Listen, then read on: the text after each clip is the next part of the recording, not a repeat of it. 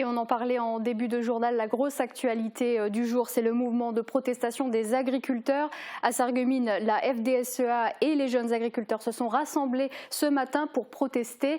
Alors on retrouve tout de suite Marie Morgan qui est en direct à la sous-préfecture de Sarreguemines où les agriculteurs sont arrivés. Qu'est-ce qui se passe en ce moment? Est-ce que tu peux nous expliquer, Marie Morgan?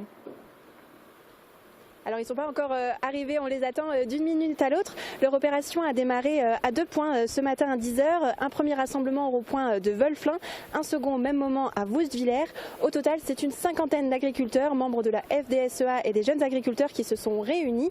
Alors après un arrêt à l'intermarché de Sarreguemines, là ils se dirigent actuellement vers la sous-préfecture où ils vont tout à l'heure déverser du fumier. Alors attention, dans le secteur, ça risquera un petit peu de bouchonner, je préviens les automobilistes. Pour comprendre leurs revendications, je suis avec Alexandre Kirsch. Bonjour. Bonjour. Alors vous êtes le président des jeunes agriculteurs pour le canton de Bitche. Alors quelles sont les revendications que vous voulez mettre en avant aujourd'hui? Donc aujourd'hui on est ici devant la sous-préfecture de Sarreguemines avec donc le syndicat des jeunes agriculteurs. Donc c'est une action nationale. Donc il y a aussi la FDSEA qui est présente sur l'action. Donc on est ici pour faire entendre nos revendications. Donc par exemple au niveau de la PAC, ils veulent nous imposer 4% de jachère.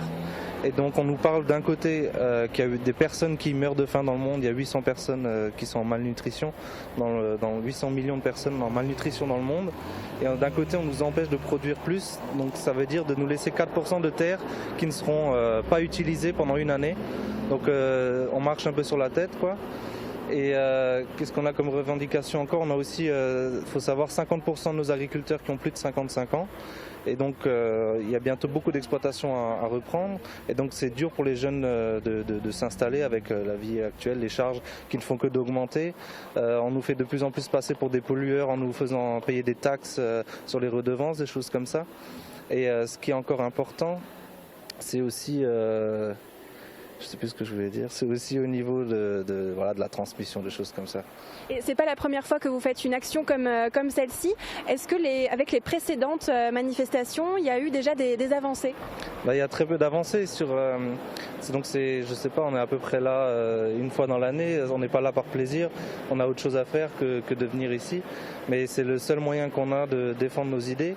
Et non, il y a eu très très peu de victoires syndicales sur tout ce qu'on peut faire, quoi. Par exemple, on était déjà venu pour l'import avec le CETA, donc ça veut dire de la viande qui vient du Sud-Amérique, Argentine, tout ça. Nous, on n'a aucun pouvoir contre ces gens-là. On n'a pas le même cahier des charges. Et on continue encore aujourd'hui, l'Europe et la France, à importer des produits, notamment de la viande de ces pays. On est aussi intervenu au Cora à Sarreguemines, en général les gens s'en souviennent. Et on a pareil, la loi Egalim, c'est toujours un échec. On veut de la transparence sur notre viande.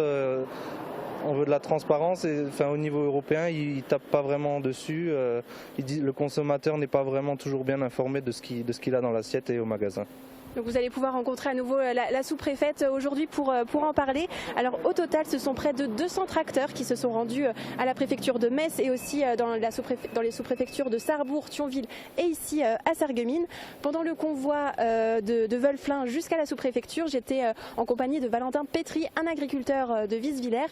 On écoute son point de vue. Qu'est-ce que vous élevez sur votre exploitation? Donc on fait du lait, principalement du lait, un peu de viande et des céréales. Et quelles sont les difficultés que vous rencontrez actuellement? C'était surtout les 2 dernières années, pas cette année mais les 2 années d'avant, des problèmes de fourrage parce que la sécheresse, donc surtout l'année dernière c'était l'année la pire. Là, on avait même pas la moitié par rapport à une autre année de stock. D'accord, donc ça, dû à la sécheresse? Oui. Et du coup, vous avez aussi des coûts qui se sont ajoutés avec... Voilà, donc il faut combler le manque de fourrage, donc il faut racheter. Donc c'est un coût supplémentaire encore une fois. Parce que si on réduit le cheptel, on décapitalise, c'est pas bon non plus parce qu'après tu peux plus produire ce qu'il faut. Là on a 100 vaches laitières, si on enlève 40, je pourrais plus produire la même quantité. Et donc ça sera après ça s'engendre parce que il y a moins de rentrées. Donc, Et malgré toutes ces difficultés, vous voulez continuer justement votre métier? C'est quelque chose qui compte pour oui, vous? voilà, sinon on l'aurait déjà pas fait. C'est en nous, donc on aime ça. Donc on aimerait bien continuer jusqu'à la fin. Bah, même après, j'ai un fils qui a envie de reprendre, donc je ne vais pas lui laisser un truc qui n'est pas viable, quoi.